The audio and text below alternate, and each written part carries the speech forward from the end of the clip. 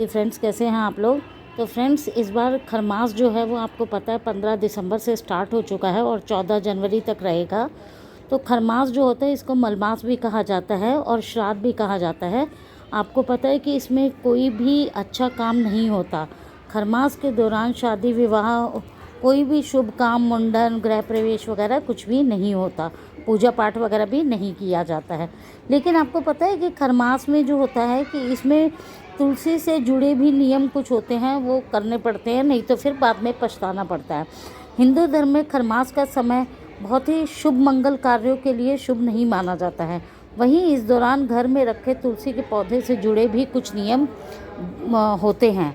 तुलसी का पौधा सभी हिंदू घरों में होता है, लेकिन खरमास के दौरान तुलसी को लेकर कुछ नियम बताए गए हैं, जिसका पालन ना करने से व्यक्ति परेशानियों का सामना कर सकता है।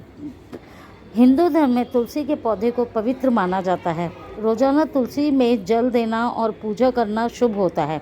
वहीं पूजा पाठ में भी तुलसी के पौधों का इस्तेमाल किया जाता है। लेकिन खरमास के दौरान आपको पता है कि खरमास के दौरान क्या नहीं करना चाहिए। खरमास के दौरान तुलसी से जुड़े कुछ नियम बताए गए हैं, जैसे कि खरमास विष्णु जी की पूजा और भोग में तुलसी के पत्ते जरूर डालें। रोजाना घी का दीपक जलाएं और उसकी परिक्रमा करें। खरमास के दौरान तुलसी की पूजा करने की कोई मनाही नहीं है, लेकिन इस दौरान तुलसी को भूलकर भी स्पर्श नहीं करना चाहिए और ना ही उसके पत्ते तोड़ने चाहिए, क्योंकि मान्यता यह है कि ऐसा करने से तुलसी जो है वो दूषित हो जाती है। खरमास के दौरान गलती से भी तुलसी पर सुहाग की चीज़ें जैसे सिंदूर आदि नहीं चढ़ाना चाहिए। क्यों? क्योंकि जो ये समय जो होता है ये बहुत ही अच्छा नहीं माना जाता है। तो ऐसा करने से क्या होता है कि मतलब वो अच्छे की बजाय बुरा असर होता है। तो इसके अलावा तुलसी में दूर्वा भी नहीं चढ़ानी चाहिए। दूर्वा जो होती है एक घास होती है, जिसको कि बहुत शुभ माना जाता है, पूजा पाठ में भी इस्तेमाल किया जाता है, उसको भी नहीं चढ़ाना चाहिए। ऐसा करने से माँ लक्ष्मी जो है वो नाराज़ हो जाती हैं। तो फ्रेंड्स, जो खरमास जो होता है ये सूर्य देव धनु या मीन राशि में प्रवेश करते हैं। इस दौरान कोई भी मांगलिक कार्य नहीं किया जाता है। और खरमास के दौरान सबको पता है कि पूजा पाठ, भजन कीर्तन और भगवान विष्णु की आराधना का विशेष महत्व है। खरमास के दौरान दान पुण्य का भी विशेष महत्व माना जाता है। धार्मिक मान्यताओं के मुताबिक सूर्य जब धनु और मीन राशि में प्रवेश करते हैं तो वह अपने गुरु की सेवा में लग जाते हैं और उनका प्रभाव कम हो जाता है। तो इस खरमास के दौरान गुरु का बल भी कमज़ोर हो जाता है और शुभ काम के वक्त सूर्य और गुरु दोनों का ही शुभ स्थिति में होना जरूरी होता है। इसीलिए इस टाइम कोई भी शुभ काम नहीं करना चाहिए। खरमास के दौरान कोई भी अगर आपके घर में कोई मांगलिक कार्य होने वाला है तो कहते हैं कि उसकी शुरुआत जो है वो खरमास से पहले कर देना चाहिए, इस पर्टिकुलर टाइम में, जो कि अभी 15 दिसंबर से 14 जनवरी तक है, 14 जनवरी 25 तक है। तो उस टाइम कोई भी शुभ काम जो है वो स्टार्ट नहीं करना चाहिए। अगर आपने पहले से स्टार्ट कर रखा है, सपोज़ कर लो आपके घर में शादी वगैरह है तो उसकी शॉपिंग वगैरह आपने पहले से शुरू कर रखी है तो आप कर सकते हैं।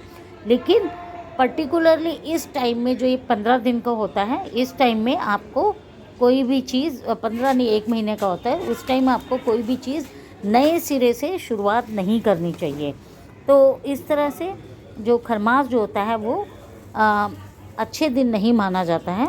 आपको भी पता होगा 15 दिसंबर के बाद शादियां वगैरह सब बंद हो चुकी हैं, इसीलिए क्योंकि खरमास स्टार्ट हो चुका है। तो फ्रेंड्स, आप लोगों को मैंने तुलसी के भी बारे में बता दिया है कि तुलसी जो है वो बहुत ही शुभ मानी जाती है। तो इसलिए तुलसी को कभी भी मतलब इसका अगर नियम पूर्वक से खरमास के दौरान नियम पूर्वक से पालन ना करें तो इसका नेगेटिव इफ़ेक्ट होता है। तो बेकार में आप अपने श्रद्धा से पूजा पाठ कर रहे हैं और उसका कोई नेगेटिव इफ़ेक्ट हो तो उसको कोई फ़ायदा नहीं है। इससे अच्छा आप उस चीज़ को मतलब उस चीज़ से अवगत हों, आपको पता होनी चाहिए कि वो चीज़ कैसे हो है कैसे नहीं है। तो तुलसी का पौधा जो होता है वो बहुत ही पूजनीय माना जाता है। तो अगर आप उसको इस टाइम में, अगर व्यक्ति जो है इसको कोई गलत तरीके से कुछ कर ले तो उसका नेगेटिव इफ़ेक्ट होता है। तो नेगेटिव इफ़ेक्ट ना करे, इसलिए पहले से आप उसके बारे में जानकारी पूरी हासिल कर लें, जिससे कि आपका अच्छा होने की मतलब बुरा होने की बजाय बुरा ना हो, अच्छा ही हो। तो इस तरह से जो हिंदू धर्म में जो हम लोग हैं जो पूजा पाठ करते हैं, जल देते हैं तुलसी को, वो सब काम पहले के हिसाब से कंटिन्यूअस करते रहें, उसमें कोई रुकावट नहीं है। बट वही चीज़ है कि इसका इस्तेमाल जो है पूजा पाठ में किया जाता है वो करना चाहिए, लेकिन इसको स्पर्श नहीं करना चाहिए, क्योंकि इसमें कहते हैं कि खरमास के दौरान विष्णु जी की पूजा और भोग में तुलसी के पत्ते ज़रूर डालने चाहिए, और रोज़ाना घी का दीपक जलाएं और इसकी परिक्रमा भी करनी चाहिए, जिससे कि क्योंकि विष्णु जी जो होते हैं इस टाइम अपने उसमें चले जाते हैं, तो इसलिए मतलब उसके खुश करने के लिए, उनकी पूजा पाठ करने के लिए तुलसी के पत्ते जो है वो ज़रूर डालें।